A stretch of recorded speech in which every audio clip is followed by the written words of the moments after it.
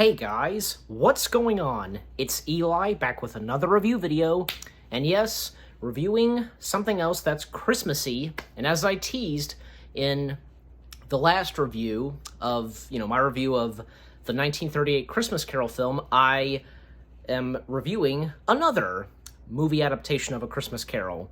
So yes, you read the title, and you know which Christmas Carol film I'm reviewing. That's right. From 1970, it's Scrooge, the musical version of A Christmas Carol. Yep. And as we all know, there had been a remake of this, but it was animated. So, obviously, I knew that I'd have to review the first, and which this, being live action. So, yeah. And don't worry, I will review the animated version soon. So, anyways. So, the 1970 film Scrooge. I thought it was not that bad. I'm sure that, I don't know, because looks as though, because this was a pretty good film adaptation of the story of A Christmas Carol. So, the story. I mean, we know the story, but still, I'm gonna read it. Ebenezer Scrooge is the definition of a miser. He is rich, but completely stingy with his money, and his exploits the good nature of his employee, Bob Cratchit, on Christmas Eve. However, Scrooge is almost thought I lost my place, is in store for a rude awakening when he is visited by the ghost of his old business partner, Jacob Marley, who informs him that he is going to be visited by 3 ghosts, including the ghosts of Christmas past, present, and of course, future. It's not in the description, but we all know. So, anyways,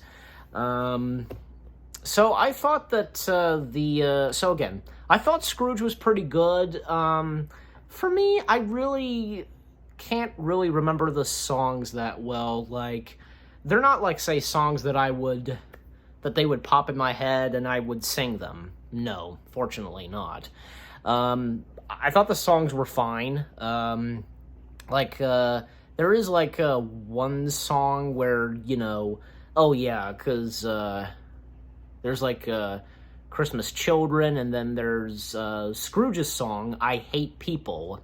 Just despises humankind or something, and how he feels, because he cares of the greediness and so on, cares about his money. Then the children, after Scrooge has his song, the children, they sing Father Christmas, which they are referring to Scrooge, Ebenezer Scrooge. And then there was See the Phantoms. I think that was Jacob Marley's song, yeah.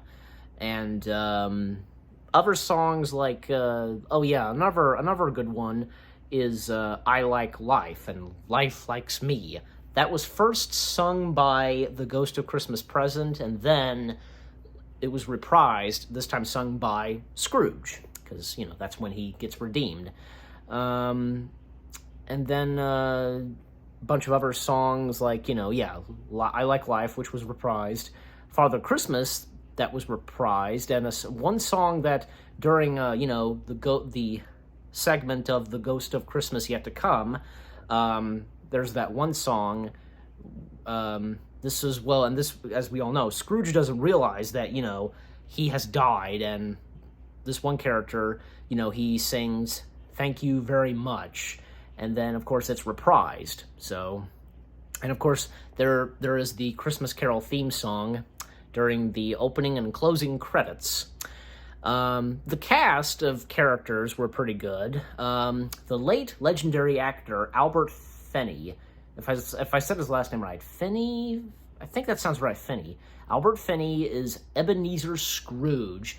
And see, I remember, my first movie with Albert Finney was Corpse Bride. So,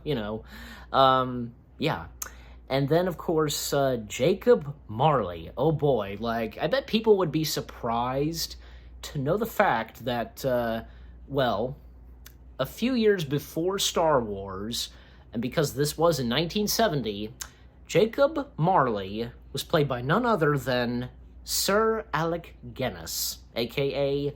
Ben Kenobi. So, yep, he was Marley's ghost, a.k.a. Jacob Marley, and he was a pretty good Jacob Marley, definitely. Anything that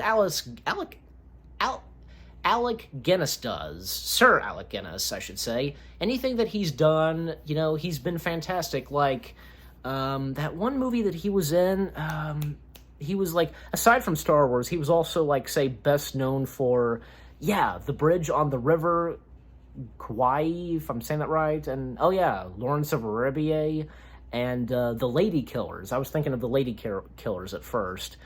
And he was in a movie adaptation of the Titanic. That is, this Titanic film was in the 80s. I'm not talking about James Cameron's Titanic, so anyways. Some of the other cast of characters, The Ghost of Christmas Present was played by Kenneth More, and also Scrooge's love interest, this time being called Isabel, not Belle. So, what was her original name in the book? Do you guys know? Let me know in the comment section, because, like, most of the time I remember she was called Belle, but in this, she's Isabel. I was surprised to realize, and I recognized the face, and I looked it up while I was watching the movie. Isabel was played by Suzanne Neville, if I'm saying that right. And Jerry Anderson fans, especially, hey, my dad, he's a Jerry Anderson fan too, would remember her best for her appearance in UFO. So, anyways, and The Ghost of Christmas Past was played by Edith Evans. I was a bit surprised the appearance of The Ghost of Christmas Past, like her wardrobe, very different than some of the other Ghost of Christmas Past we've seen, where it's kind of like bright and a dress or something. If you've seen the movie, you know what I'm talking about. So, but, and The Ghost of Christmas Yet to Come, well, as always, it's somebody in a hooded cloak and so on, and some moments in this, like, of course, we get Fezziwig, of course, in this, and Bob Cratchit being played by David Collins, I think I got that right, and the late Roy Kinnear, if I'm saying his last name right, he's in this. He's one of the two gentlemen that comes to Scrooge about the donation, and with Scrooge saying if they rather die, then they better do it, decrease the population, etc. So Roy, everybody would remember him best for his role as Mr. Salt in Willy Wonka and the Chocolate Factory. Yep, that's him. So, where was Mr. Fezziwig? I didn't see him. Oh. Well, in Tiny Tim, can't forget to mention Tiny Tim and nephew Fred. Well, Tiny Tim was played by a young Richard Beaumont, I think that's right, and nephew Fred, Michael Medwin. Sounds about right. So, you know me sometimes, like, pronouncing last names, but it had some, like, this had some pretty cool moments in this, and with its songs and, like, emotional stuff. Like, of course, Isabel had her song number, and yet another Christmas Carol movie adaptation would be a musical as well, and, she would have song number 2, which has to do with Muppets. So, you know what I'm talking about. And especially, like, when it comes up to, like, of course, like, just like in the book and such, like, like, say, during Christmas Present, like, seeing, like, Scrooge seeing Bob Cratchit and his family and Tiny Tim, and seeing his nephew Fred with his, I suppose in this film, Fred is now married, so, like, them and, like, they're playing games with their friends and so on. And also, Christmas Yet to Come, during that segment, well, up to when, The Ghost of Christmas Yet to Come was played by Patty Stone. Okay. Okay, and Fezziwig. Okay, there he is. He was played by Lawrence Nesmith. Sounds right. I hope. So, like, when it comes up to the segment of Christmas Future, well, and right up to the part where Scrooge sees his tombstone, and we see that the Ghost of Christmas Yet to Come kind of changes. We see like a skull face, and it terrifies Scrooge. He falls into his coffin, and he falls down, and you think that once after that happens, he'd be back in his room, but nope, not in this version.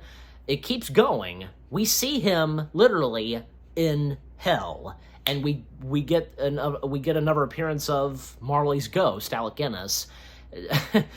Marley taking Scrooge to his quarters or something like that.